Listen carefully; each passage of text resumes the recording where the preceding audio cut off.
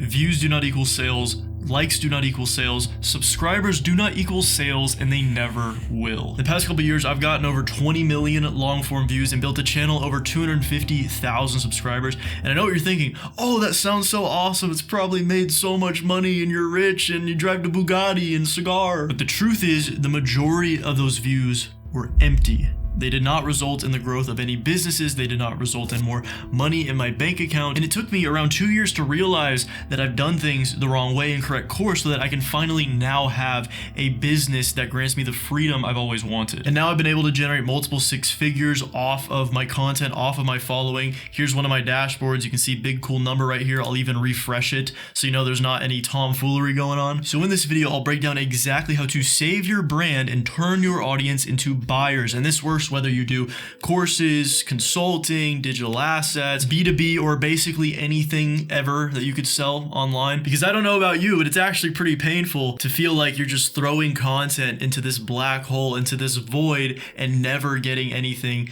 in return, and never really building a true valuable audience. It feels like if you do get views, it feels worthless, or if you're not getting views, cool, you made a video, dumped hours into it, got 43 views. Both suck. But the first thing I had to realize before I could fix any of this was that not every view is created equal. So for example, let's talk about what I literally saw on my main channel, the issue I ran into. I could have one viewer that is from the United States, makes around $60,000 a year, and watches my videos for an average of 7 minutes. This is what I saw in my analytics. And then I could have a viewer from, let's say, India, no offense to India, this is just what I saw, where they make a lot less per year and their AVD was actually lower. They were watching my videos for like 3 minutes. And this is just an example of me, but it could be the same with your channel. It could be a viewer that is 18 years old versus a viewer that is 14 years old. It could be a viewer that is actually trying to gain some sort of value from you, and it could be a viewer that is just looking for something mindless to put on and watch while they eat. Either way, when you just look at metrics, both of these just count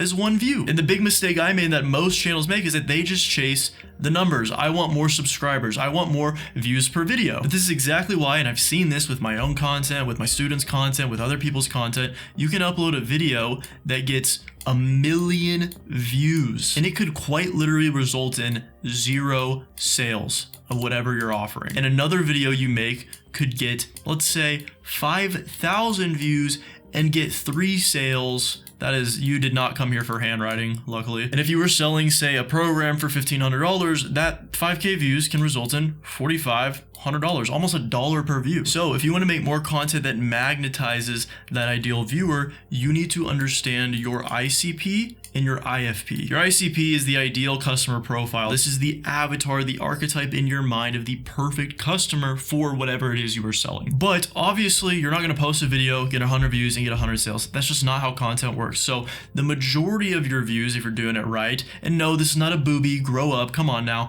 is going to fall into the IFP. This is just your ideal follower profile. They share a lot of the same similarities as your ICP, but they're just not quite there to pulling the trigger, to being activated to buy your thing yet, but they can be over time, and I'll explain how to do that. And unless you're just trying to make mindless entertainment slop and be the next Mr. Beast or Sidemen or what have you, you actually want your views to stay in this nexus. You do not want other pools of viewers that aren't matching either of these profiles entering your content ecosystem, because one, the algorithm's just then going to push more of your content to these goobers over here, and two, these goobers over here are just going to destroy the quality of your brand. It's going to make you a slave to getting views, a slave to the ad revenue, which most creators end up being, and it's actually going to make it infinitely harder for you to attract these ICPs. Therefore, if you have not yet created a crystal clear audience avatar, which is the person that you talk to on the other end of the camera, it's the person you write your hooks for, it's the person you write your titles and take the thumbnail pictures for, then you need to go into the description and grab my completely free audience avatar generator, because it will enable you to have a crystal clear audience avatar, and it will inform every decision you make with your content, with your offers, with your pitches moving forward. And beyond all that, you can actually take that avatar generator, fill it out, download it as a PDF, and give it to whatever AI you like to use to help you with your content, and it will then be able to give you better outputs because it now has the filter of the avatar as well. So go grab it, fill it up, fondle it, whatever may have you. And now we need to talk about the 2 types of content that you need to make in order to attract and cement and sell this ICP. And spoiler alert, most creators actually just make one of these, and that's why they can never sell. So no matter what kind of content you make, no matter what niche you're in, whether you're a fitness coach or knitting, or you teach basketball players how to jump higher, whatever it is, you are going to fall into the 3 core pillars of rhetoric, and that is logos, pathos, and ethos. Pathos means appealing to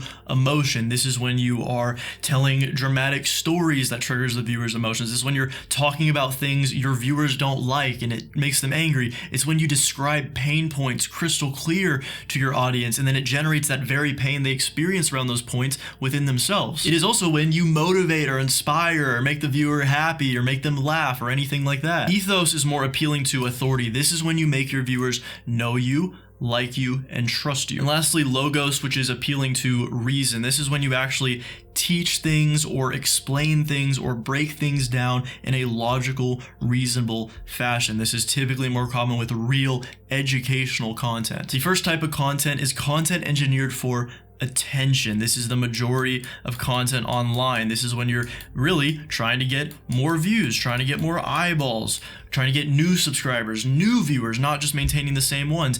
And attention content typically is mainly just pathos and ethos. Some examples of attention content would be something like timeless wisdom. For example, when you see a business or make money online guy make a video like the 10 habits that made me rich. Yeah, it's packaged and it feels like they're teaching something, but they're really not. It's just these little pithy surface level pieces of advice that sound good and make the viewer feel productive for watching. Another one is distant past. This is when people are telling stories from their past that either teach some kind of lesson or give the viewer some kind of perception shift or aha moment within themselves. For example, when you're watching a podcast, David Goggins is telling you a story about when he was running, or when Alex Hormozi tells a story about when he used to be poor. The next type is reactionary, reacting to usually modern news or modern events within your industry. For example, if you are an AI creator, you would make a video after a new ChatGPT update titled, "This ChatGPT update changes everything," and it's really just a video going over the new update.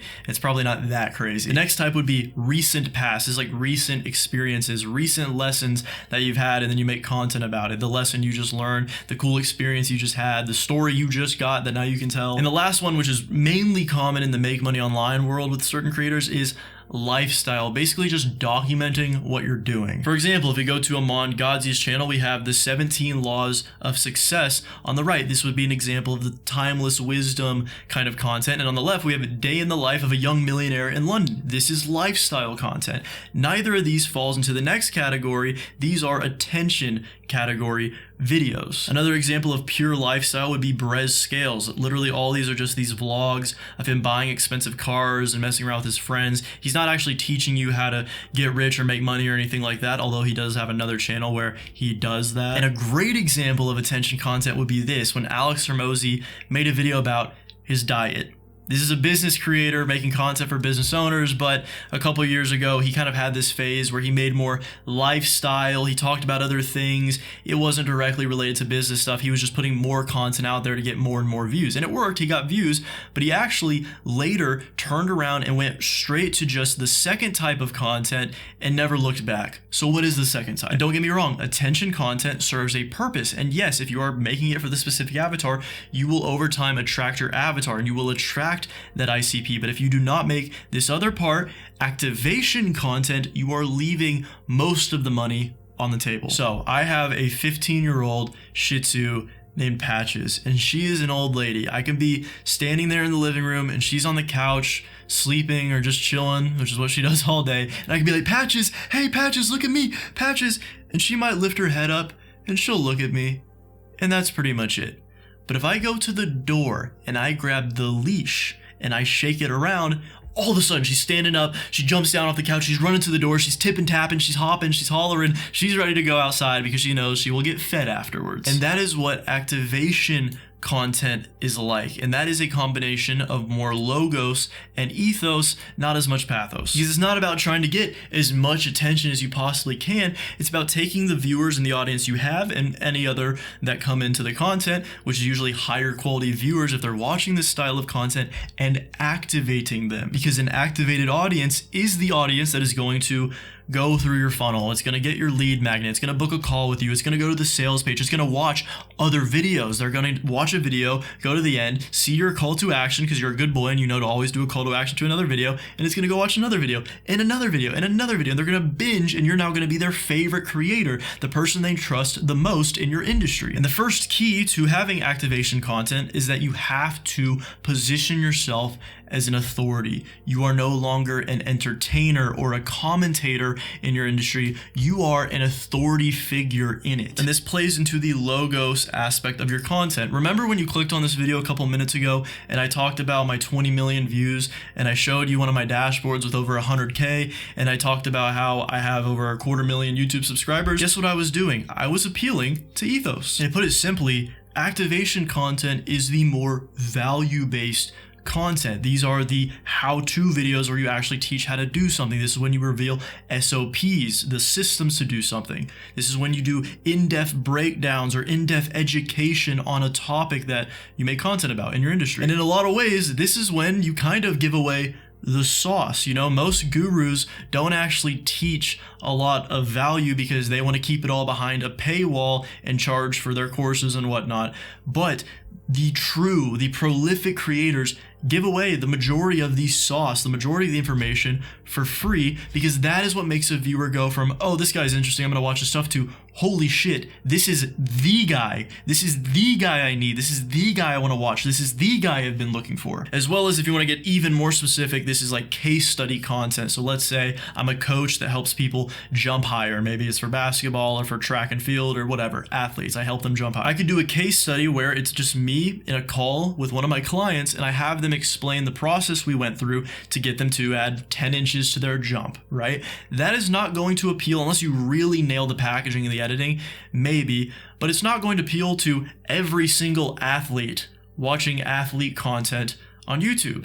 It's going to appeal to a very small pool, but the people that click on a case study style video are red hot. They are the direct match for the ICP. And when it comes to what you actually need to talk about or teach in this content, it all comes down to your ICP's awareness level. The bottom level is unaware. You are most likely not making content about this. Even most businesses do not even run ads or try to even sell people on this level because they're just so out of it. They need so much context, education, stories, nuance to go up to the next level. The next level is problem aware. They're aware of the problem that they have, but they don't know of any solutions or the source of the problem most likely. They're just aware that, oh, I have this problem in my life. The next is solution aware. They know there's a solution out there that will solve their problem, but they're not aware of the product or the information or the video, the YouTube video that will actually help them solve it. They're not aware of the pure solution, but they know there is a solution. Next is product aware. They literally know what your product is or what the thing you're selling is,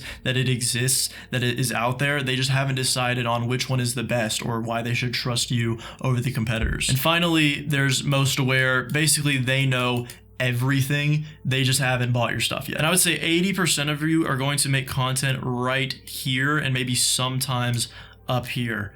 Mainly just solution and problem. That's what I did on my main channel. Oh, I know my audience avatar struggles with discipline. I'm going to make videos on how to solve discipline. But if you are in a much more specific industry, or maybe you're doing B2B, for example, and you're making content for business owners, you may know that your ICP is looking for the best email software, for example. If that's the case, you're going to be more in here making content about the best email software, which ones are the best, how to use it, everything like that. And typically the structure for an activation piece of content is, one, you have a very targeted headline, aka your title, your thumbnail, and your hook. Because you know that the viewer you're trying to attract and get to watch is a little more advanced, so you can call out problems a little more specifically in the titles and in the hooks. You can call out the ICP directly, like, hey, if you're a business owner making $100,000 a month, this is how you're going to get to $500,000, something like that. 2, you need to establish authority. This is arguably